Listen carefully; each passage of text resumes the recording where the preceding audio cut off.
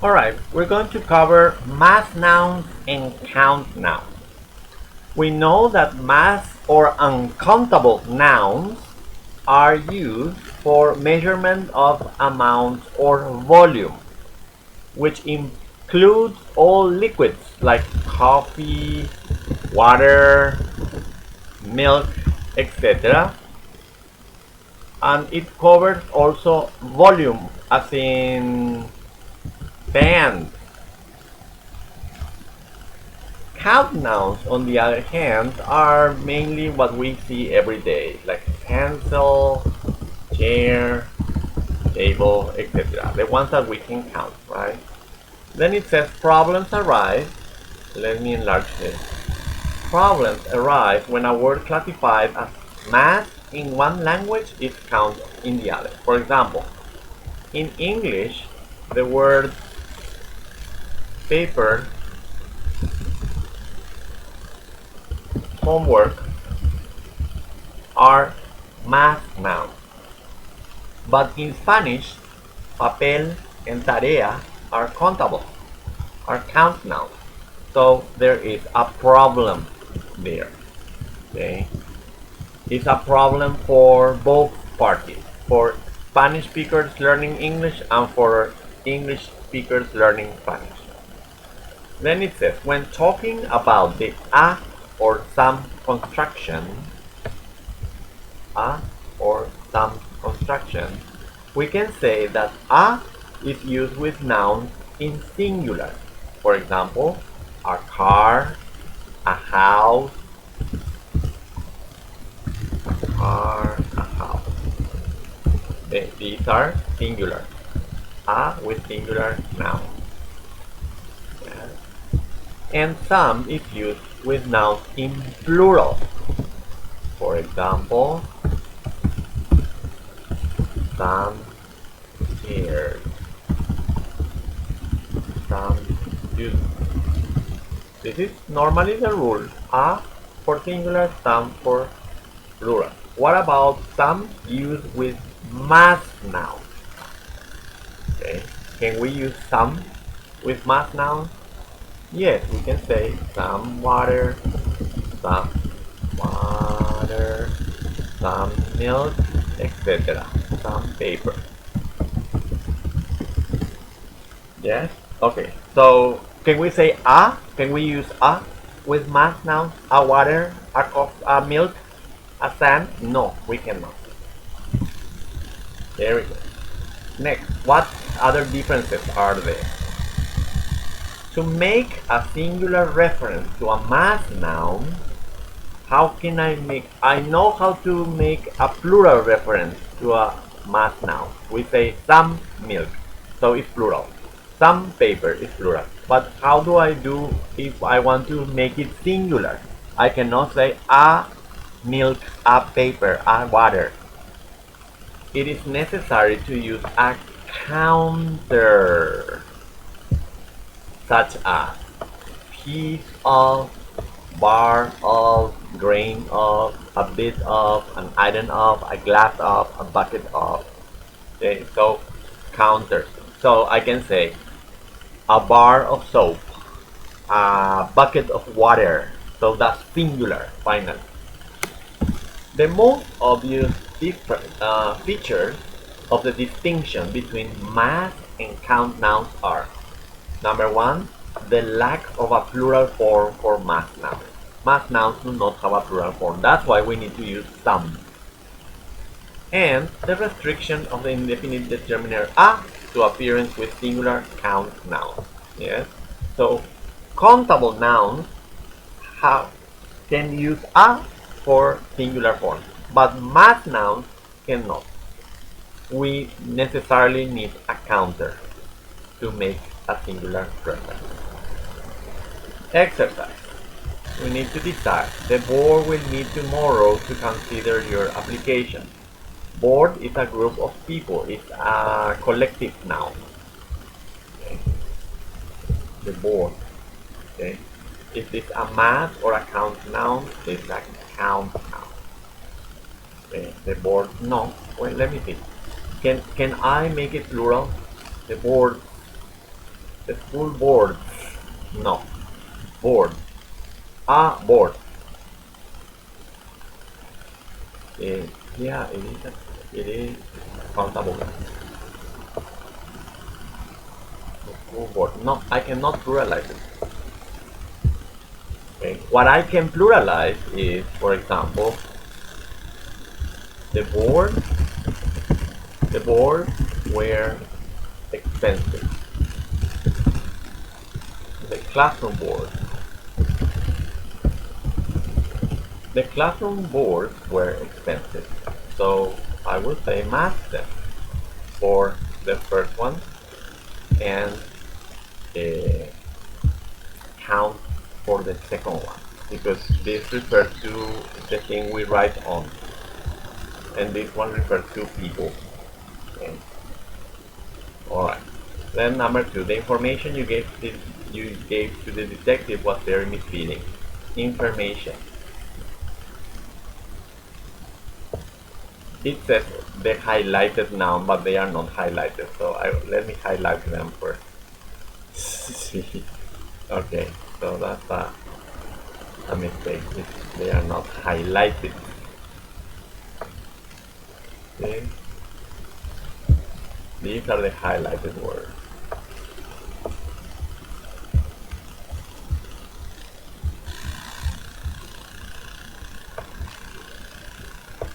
There. Okay.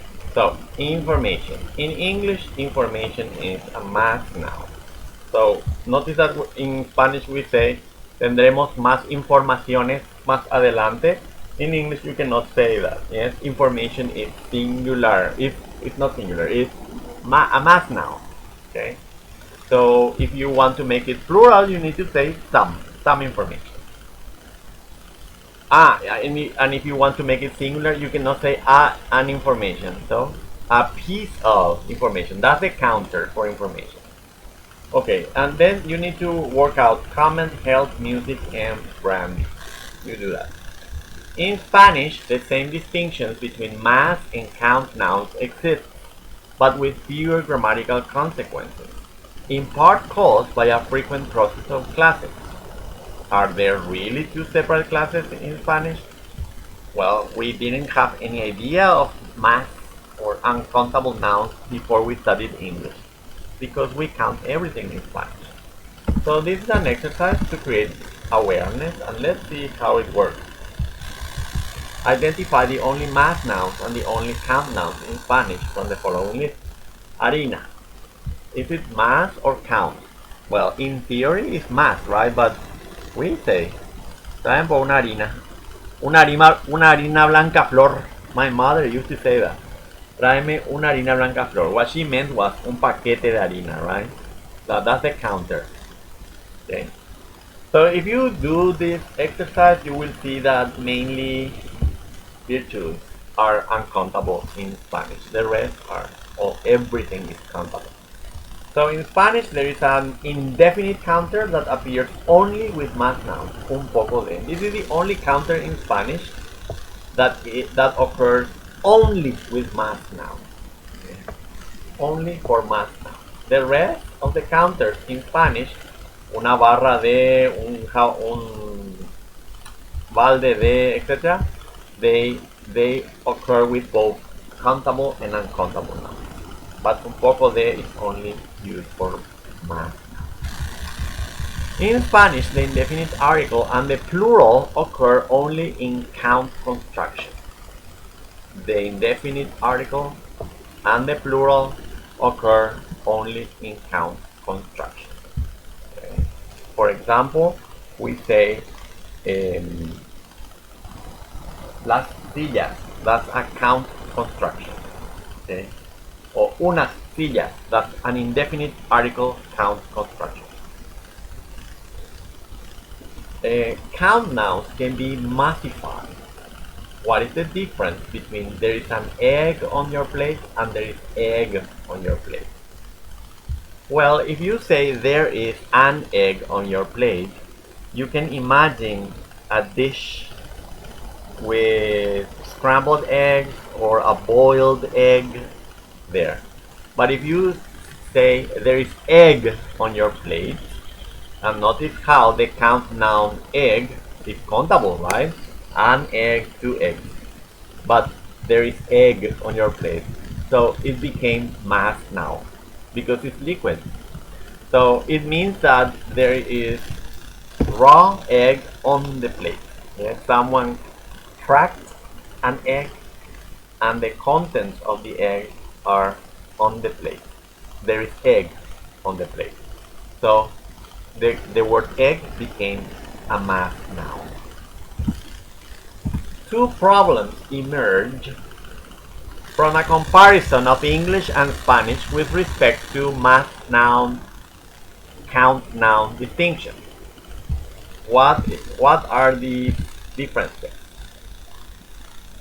Number one, the discrepancies of class assignments for semantically equivalent lexical items. I will translate this into English. Discrepancy means differences. The differences of class assignment. Class assignment means nouns that are mass or count or mass nouns. For semantically equivalent lexical items. Words that are the same in English and in Spanish. Discrepancy. For example, the word papel in Spanish is count, but the word paper in English is a mass noun. So there is a discrepancy, a difference. And number two, the limitations of the class mass nouns in Spanish. As I told you, only virtues are usually mass. Virtues like love or peace. The rest, everything is countable. Let's take a look at the chart now. It says examples of mass nouns in English which are equivalent to count nouns in Spanish. These are discrepancies between languages. For example, gossip in English is a mass noun. The counter is a piece of. The plural count noun in Spanish is chismes, so that means we can count the chisme. Un chisme, dos chismes. Okay, and this is singular form. The same with furniture. In English it's a mass noun. A piece of furniture, muebles, un mueble. Homework.